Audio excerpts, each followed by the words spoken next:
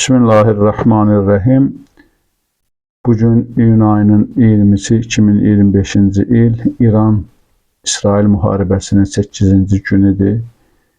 Əlbəttə ki, biz bu arkada qoyduğumuz gərgin 8 gündə tərəflərin qarşılıqlı deməli hücumlarını müşahidə edirik və güman edirəm ki, bu yaxın müddətdə bu müharibənin sonlanması gözlənilmir. Nə qədər uzanacaq onunla bağlı da hər hansı bir fikir səsləndirmək olmur. Amma ümumi müşahidələrimə görə deyə bilərəm ki, bütün hallarda bu müharibədə İran qalib ayrılacaq inşallah. Və son günlərdə, son bir neçə gündə isə Amerika Birləşmiş Ştatlarının prezidenti Donald Trump'ın fərqli fikirləri dünya ictimaiyyətinin diqqətini çəkir. Ümumiyyətlə Donald Trump hakimiyyətə deməli gəldikdən sonra həmişə fərqli fikirlərlə yadda qalıb, deməli müxtəlif mövzulara müxtəlif fikirlər, müxtəlif siyasi dəyişiklik gətirməklə və əksər hallarda da verdiyi vədlərə əməl etməməklə yadda qalır. Bu dəfə də deməli Amerika Birləşmiş Ştatlarının İran-İsrail müharibəsinə qoşulub-qoşulmaması bildiyiniz kimi dünya ictimaiyyətinin əsas müzakirə etdiyi mövzudur. Konkret nəsə deyə bilmərik ki, Amerika Birləşmiş Ştatları bu müharibəyə qoşulacaq ya qoşulmayacaq. Amma Trump'ın davranışlarından və eyni zamanda Ağ Evin deməli əsas davranışlarından görünən bundan ibarətdir ki, Amerika Birləşmiş Ştatları İsraili bu müharibədə tək qoyacaq. Müxtəlif dolayısıyla əlbəttə ki, müəyyən yardımlar göstərəcək. Çünki biz əvvəlinci gündən proqnozlaşdırmışdıq ki, nəinki biz bütün həqiqəti söyləyən deməli ekspertlər bu fikirdə idilər ki, İsrail heç bir halda tək İranın qarşısında dayana bilməz.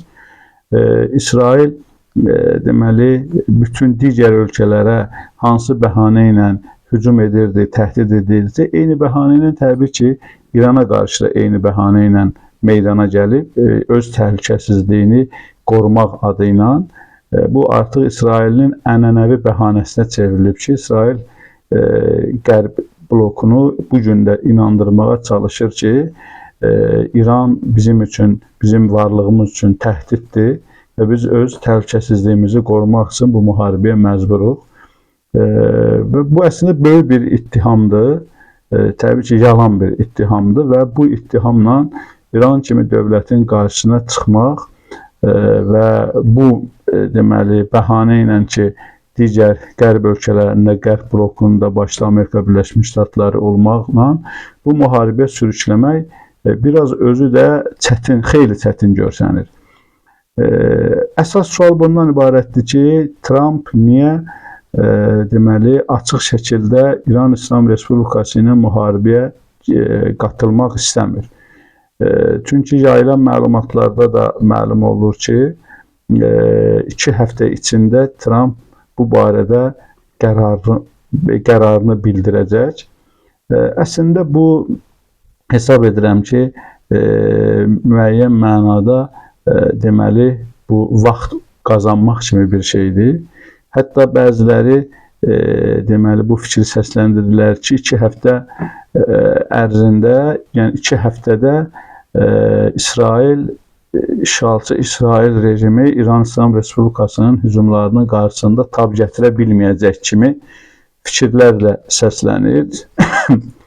Mən hesab edirəm ki, bu Trump'ın və Amerika Birləşmiş Ştatlarının açıq şəkildə İranla müharibəyə girə bilməməsi üçün bir neçə səbəblər ola bilər.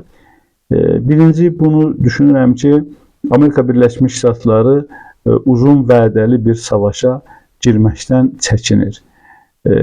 Biz bunun nümunəsini də göstərə bilərik ki, Rusiya-Ukrayna məsələsi deməli Qərb bütün çalışmalarını, fəaliyyətini o istiqamətə qoydu ki, Rusiyanı bir savaşa salsın Ukrayna ilə.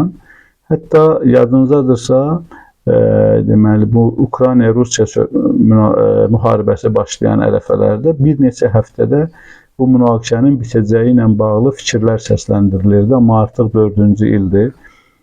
Deməli müharibə gedir və müharibənin nə zaman bitəcəyi də məlum deyil. Bax buna görə də bu məsələdən Amerika Birləşmiş Ştatları dərs çıxardıb Ağ Ev, mənim düşüncəm belədir, İranla uzun vədəli bir savaşa girmək istəmir. Çünki burada coğrafi mövqeylər də öz işini deyir, məsafə və s. digər deməli mövzular burada çox deməli diqqətə alınmalıdır. İkinci məsələ mən düşünürəm ki, Amerika Birləşmiş Ştatları açıq şəkildə İranla savaşa girməkdən çəkinir. Çünki Amerika Birləşmiş Ştatları bilir ki, İran onun üçün nə İraqdır, nə Liviyadır, nə Suriyadır, nə Əfqanistandır ki, bu ölkələrə deməli açıq şəkildə Amerika Birləşmiş Ştatları bədbəxtlik gətirib. ABŞ bilir ki, İran bu ölkələrin heç biri deyil. İranda çox ciddi hakimiyyət, xalq birliyi var. İranın böyük dövlətdir, ərazisi çoxdur. İran eyni zamanda son 45-46 ildə sürətlə inkişaf etmiş bir ölkədir. Hətta İran demək olar ki, deməli inkişaf etmiş ölkələrin sırasındadır. Bu bir mənalı belədir. Amma ilk onluqda artıq İranı qeyd etmək olar. Bütün sahələr üzrə demək bu barədə artıq danışmağa gərək yoxdur. Burada hər şey göz qabağındadır. Və bundan əlavə İran xalqının rəhbərə bağlılığı çox önəmli amildir.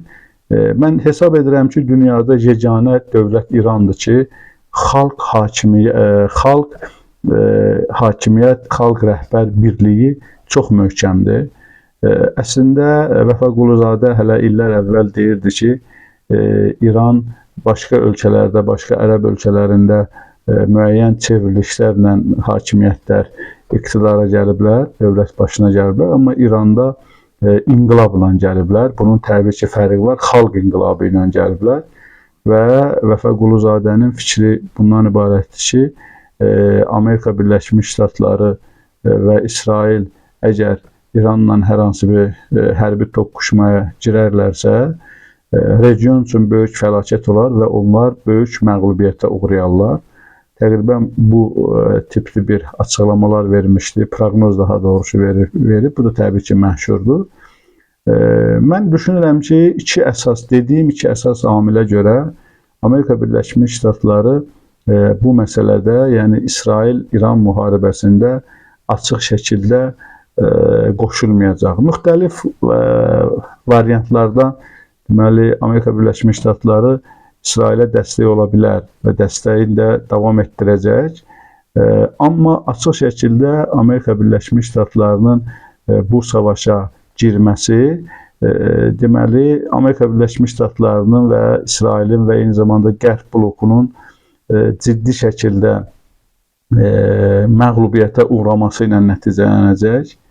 İkinci məsələ, bu müharibənin müddəti xeyli uzana bilər və xeyli uzanacaq. Eyni zamanda Amerika bu dəqiqə əsas düşündüyü məsələ odur ki, regionda öz maraqlarını qoruyub saxlaya bilsin, öz deməli hegemon siyasətini sürdürə bilsin.